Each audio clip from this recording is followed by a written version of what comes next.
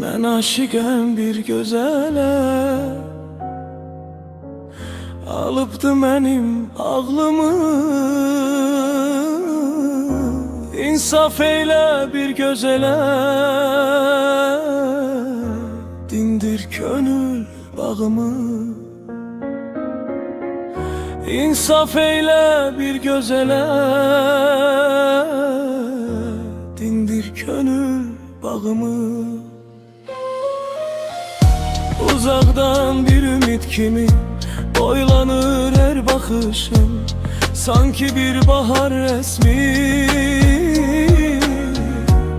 Könlüme nur yağışım, könlüme nur yağışım.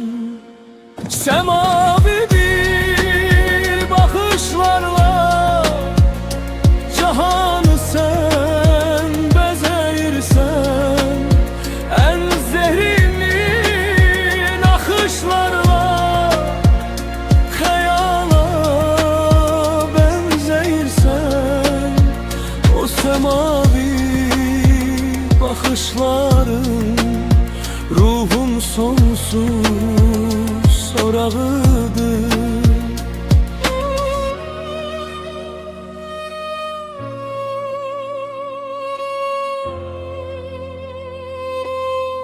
Ne bir vədə, ne bir görüş,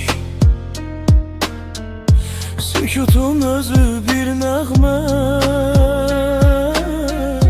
Benimki bir uzak sevinç, yeter ki sen heç qəm yemə. Yeter ki sen heç qəm yemə.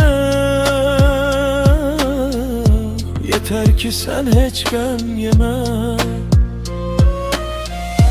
Gözlerinde bir alem var, ulduzlar orada canlanır.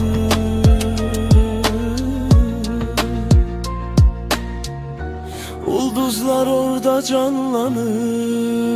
Semavi bir bakışlarla cahanı sen bezeyirsen, en zehirli nakışlarla hayala benzeyirsen, o semavi bakışların ruhum sonsuz sorağıdır.